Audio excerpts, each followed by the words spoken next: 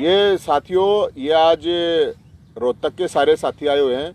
अस्थायी गैर मान्यता प्राप्त स्कूल जो पहली से लेकर 12वीं क्लास तक के हैं, तो सरकार ने अभी ये नोटिस निकाला है कि 31 मार्च तक इसने बंद कर दो सारा ने। तो ये करीब पूरे हरियाणा में 3200 स्कूल हैं जिनको सरकार ने कहा है 31 तारीख तक बंद कर दो।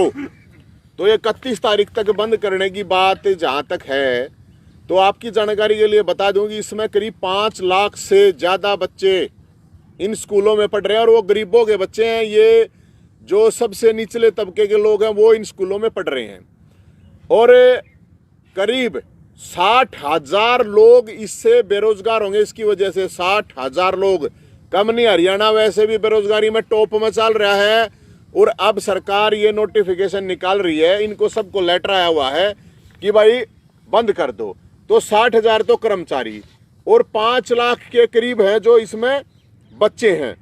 तो हम सरकार से ये कहना चाहते हैं, पूछना चाहते हैं कि भाई जो सरकार है, स्कूल अगर ये इनके बंद हो जाएंगे तो पहले तो बेरोजगारी बढ़ रही है, वो कित जाएंगे। पहले ही इतनी बेरोजगारी है, जो बच्चे पढ़ रहे हैं जो एक मिनिमम कॉस्ट पे, अब इनके ऊपर जो इन्होंने लगा रखी है कि भाई ये हमारी जो इनकी अपनी मिनिमम रिक्वायरमेंट जो इन्होंने बता रखी है, जो शर्तें हैं, वो शर्तें बड़ी इंटरेस्टिंग चीज़ ये है कि इनकी शर्तों जो बताई इनको, हरियाणा के अंदर ऐसे बहुत से सरकारी स्कूल चल रहे हैं, प्राइवेट तो छोड़ो, प्राइवेट तो चल ही रहे हैं। जिस कंडीशन में इनकी जो भी शर्तें हैं, जिसे जो क्राइटेरिया है उस क्राइटेरिया पे सरकारी स्कूल ऑलरेडी चल रहे हैं, प्राइवेट स्कूलों को ऑलरेडी मान्यता मिली हुई है। तो हम सरकार से ये कह रहे हैं कि ये इस तरह की ज्यादती ना करे सरकार। और इसमें सबसे बड़ी बात जो हम मुख्यमंत्री साहब को, खट्टर साहब को, और जो हमारे शिक्षा मंत्री हैं उनको ये कहना चाह रहे हैं कि भाई लोगों को परेशान करना बंद करो। और 5 तारीख को पूरे स्टेट की मीटिंग करेंगे। आज ये रोहतक के साथी थे, पूरे स्टेट की मीटिंग करेंगे। जितने भी अस्थायी गैर मान्यता प्राप्त हैं उनके सभी साथी पूरे स्टेट से उस दिन पदाधिकारियों की मीटिंग करके ये फैसला लिया जाएगा, क्योंकि 31 तारीख तक का बंद करने का इन्होंने आदेश दे रखा है।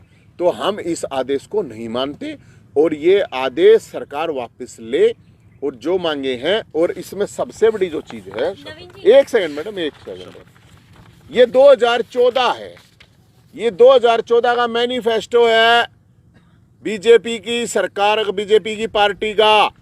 और 2014 के मैनिफेस्टो में लिख रखा नीचे मान्यता प्राप्त, गैर मान्यता प्राप्त शर्तें, विशेषकर भूमि भवन शर्तों को सरल करे, प्राइवेट स्कूलों को मान्यता प्राप्त दी जाएगी, अस्थायी मान्यता प्राप्त स्कूलों को स्थायी मान्यता प्राप्त की जाएगी। यो देख लो, इतना अच्छी रहा, यो इनका मैनिफेस्टो है 2014 का और अब ये कह रहे हैं इनको बंद कर दो। तो मैं सरकार तक यही मेरी अपील है। मैंने बताया कितने लाख बच्चे प्रभावित होंगे, गरीबों के बच्चे प्रभावित होंगे, कितने जो टीचर हैं वहाँ पे नॉन टीचिंग स्टाफ है, 60,000 लोग सीधे बेरोजगार होंगे। और साथ ही आपको मोटी मोटी बात एक बार बता देंगे चावला साहब। जी जी, पिछले साल भी ठीक इसी समय ये मुद्दा उठाया गया था, आदेश आपको दिए गए थे, आपकी यूनियन ने उठाया भी था जोर शोर से मुद्दा, लेकिन 31 मार्च के बाद फिर सब ठंडे बस्ते में चला गया था। तो क्या बातचीत रही थी आपकी 31 तारीख के बाद? 31 तारीख के बाद बात ये थी कि स्कूलों का डेलीगेशन जैसे ही विभाग से मिला तो विभाग ने ये आश्वासन दिया था कि इसके ऊपर हम ठोस कदम उठाएंगे। लेकिन उन स्कूल संचालकों को, उन अफेक्टेड स्कूलों को इसके बीच में रख के नियम नहीं बनाए गए। एक मेजॉरिटी को देखा जाना चाहिए जिससे उनको राहत मिल सके। बड़े आलीशान होटलों को देखकर अगर स्कूलों के नियम बनाए जाएंगे तो वो नियम सब पे लागू नहीं होते। हमें आम जनता को देखना है, उन बच्चों को देखना है जो आसानी से शिक्षा ले सके। गौरतलब बात यह है कि ये वो स्कूल हैं जिनको 40 साल से ज़्यादा भी हो चुके हैं स्कूल चलाते हुए, लेकिन अगर वो स्कूल का दायरा जितने गज में वो बना हुआ है, वो अपने दाएं बाएं अगर उसकी बिल्डिंग कंस्ट्रक्टेड है तो वह कैसे लैंड की चीज़ों को पूरा कर सकता है। सरकार को इसके ऊपर भी कुछ ना कुछ विचार करना चाहिए, तभी नियम पूरे हो पाएंगे। पिछले साल आपकी क्या बात रही थी जो स्कूल बंद नहीं किए गए? आश्वासन, किस तरह का आश्वासन इस तरह का कि नियमों में सरलीकरण किया जाएगा, बट सरलीकरण किया गया लेकिन उस तरह का किया गया जिससे अधिकतर स्कूल बंद हो रहे हैं, बच नहीं रहे हैं। पिछली बार भी 3200 स्कूल थे इसकी इज्जत में बंद होने की कगार पे, अब फिर 3200 स्कूल हैं। बिल्कुल सही बात आप बोल रहे हैं कि 3200 स्कूल है, लेकिन नियमों को जो लाया गया वो उन स्कूलों के लाया गया जो ऑलरेडी पूरे कर रहे थे। तो नियमों में सरलीकरण किसे कहा जाएगा? वो नियमों का सरलीकरण वो कहा जाता है कि हाँ हमने नियमों को सरलीकरण करने के बाद इतने स्कूलों को बचा दिया। तो ठीक 1 साल बाद एडमिशन के टाइम पे ही क्यों इस तरह के नोटिस थमाए जाते हैं आप लोगों को? पूंजीवादी वो व्यवस्था। तो पूछेंगे ना, हम सरकार से जा पूछेंगे, शिक्षा मंत्री से पूछेंगे भाई प्यार प्रेम से जब ये अपनी बात रख रहे हैं, इनकी कोई सुन नहीं रहा है तो सड़क पर आकर देखेंगे। उस दिन संडे को हम 12 बजे मीटिंग करेंगे, सारे साथी पूरे, ये आज रोहतक से साथी आए हुए हैं, उसके बाद हम सभी साथियों को भी कह रहे हैं जिनके स्कूल हैं जिनके बच्चे हैं, और आप ये समझिए ना 5 लाख बच्चे सीधे प्रभावित हो रहे हैं, तो सरकार बेरानी मेरे समझ में नहीं आ रही कैसा हुआ क्या नहीं है।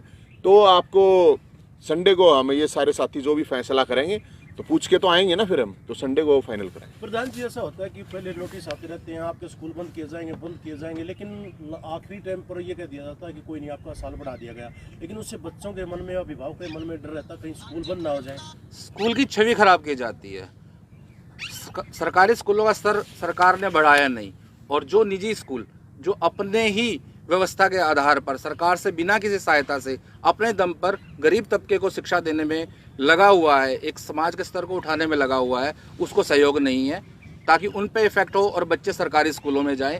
अगर स्कूलों की छवि इस तरह से बनेगी, निजी स्कूलों की, बजट स्कूलों की छवि इस तरह से बनेगी, तो माँ बाप कहीं ना कहीं बच्चे के भविष्य को लेकर चिंतित होगा और वो सरकारी स्कूलों की ओर अप्रोच। और ये एक चीज मैं और ये बता दूं, ये वो स्कूल ना है जो 5-5 हजार रुपए महीना ले हैं, ये 500 रुपए वाले हैं, 200 300 रुपए लेके बच्चों को पढ़ा रहे हैं। ये वो कौन है, वो उनकी टर्म एंड कंडीशन है।